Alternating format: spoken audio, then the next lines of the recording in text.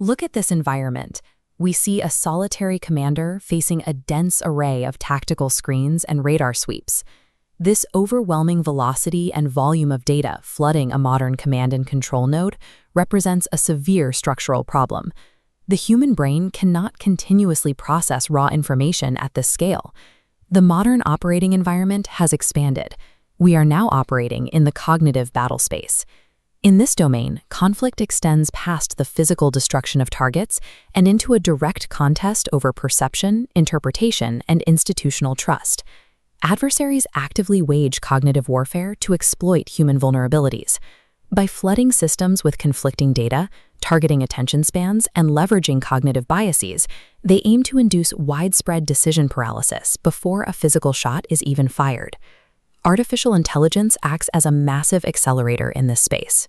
It allows actors to scale influence campaigns globally, generate synthetic media instantly, and severely compress the time a commander has to reflect on incoming information.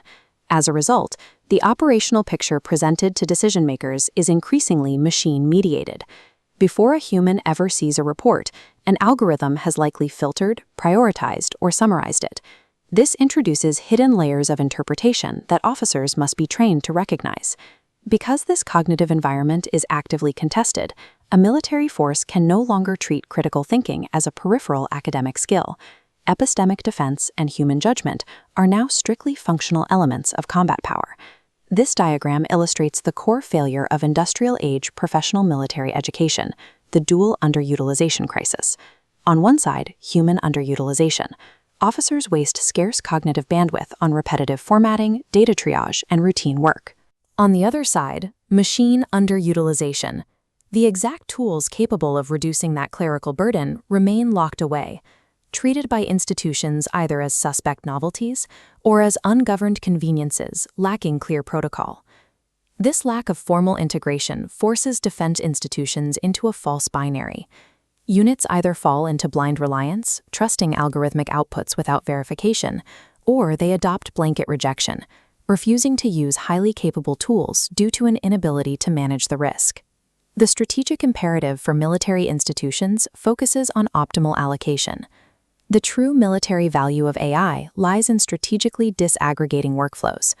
By assigning repetitive tasks to the machine, the institution actively protects and elevates human command responsibility. Integrating AI into military operations immediately triggers a specific professional anxiety, the fear that machine assistance equates to a loss of command sovereignty. We have to dismantle this replacement model.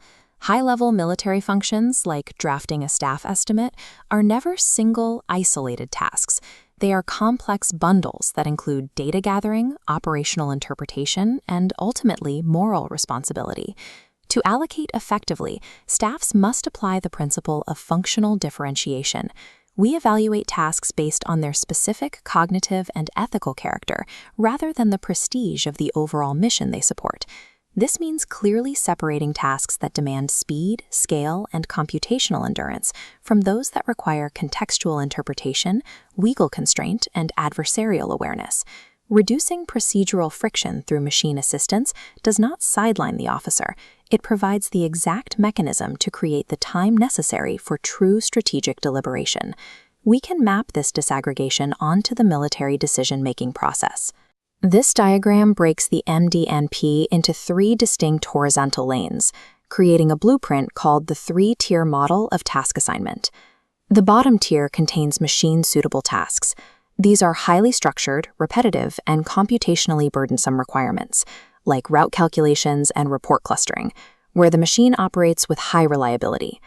The middle tier involves jointly supervised tasks. Here, the AI proposes, drafts, and accelerates options, such as course of action comparisons, but the human must actively review, refine, and verify the outputs. This middle tier is highly vulnerable. Because AI generates options so quickly, it compresses the timeline of the decision process itself. If a staff culture demands machine-speed decisions across the board, they risk acting on unverified, hallucinated outputs. Finally, the top tier consists of human-led tasks. These remain strictly under human sovereignty. Setting command intent, accepting operational risk, and conducting legal reviews are inherently dependent on ethical and adversarial contexts. Even the most advanced computational system cannot absorb the moral, legal, and professional burden attached to military command. Effective command and control integration seamlessly merges the computational endurance of the bottom tier with the absolute moral sovereignty of the top tier. And the most severe threat to that middle tier of joint supervision is the black box problem. If a staff officer cannot explain how an AI system reached its conclusion, they cannot defend the resulting operational plan. Modern NATO doctrine recognizes this vulnerability directly. It dictates that AI applications in defense must remain explainable, traceable, and governable to preserve professional control. To solve for opacity and hallucinations, institutions require the curate, retrieve, cite, audit model. This four-step pipeline standardizes how AI handles military data. Notice the cite step.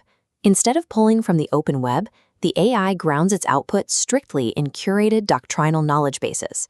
The visible citation link proves the chain of reasoning is unbroken, allowing a human staff officer to instantly verify the source. Officers must be explicitly trained to follow these tethers and verify citations against primary sources. They have to distinguish between actual evidentiary support and mere linguistic fluency.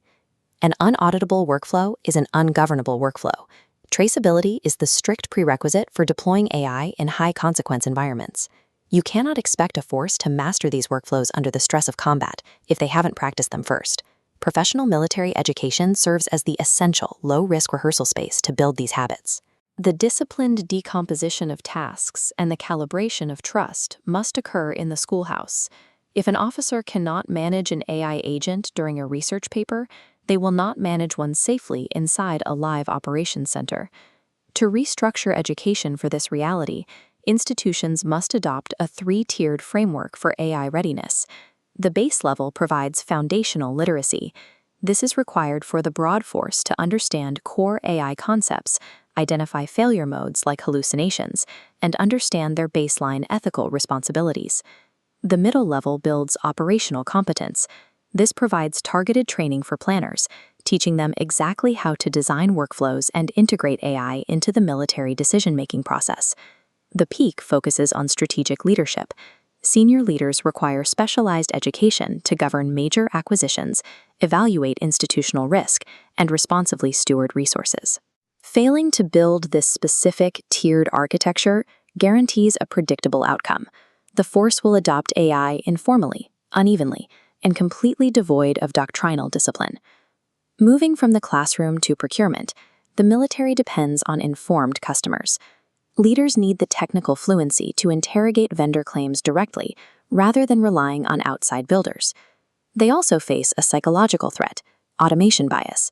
This is the documented tendency for human operators to trust confident, well-formatted machine outputs far more than the operational situation warrants. Left unchecked, this creates a severe moral danger. AI outputs can become a shield against responsibility. An officer might claim they simply followed the system's recommendation, distancing themselves from the consequence of the choice. To counter this, military academies must elevate character science. Intellectual honesty and the moral courage to challenge a machine's consensus must be treated as foundational military competencies starting on day one of commissioning. This means throwing out industrial age metrics. We can no longer measure educational success by attendance throughput or the sheer volume of written output. As this graphic shows, we must replace them with two new key performance indicators: cognitive resilience and decision superiority. Decision superiority is the ultimate metric. It is defined by an officer's ability to maintain unbroken workflow traceability and exercise accurate judgment even under highly deceptive, rapidly shifting conditions. Integrating AI into military education forges a wiser, more resilient human-machine team, the essential requirement for dominating the cognitive battlespace.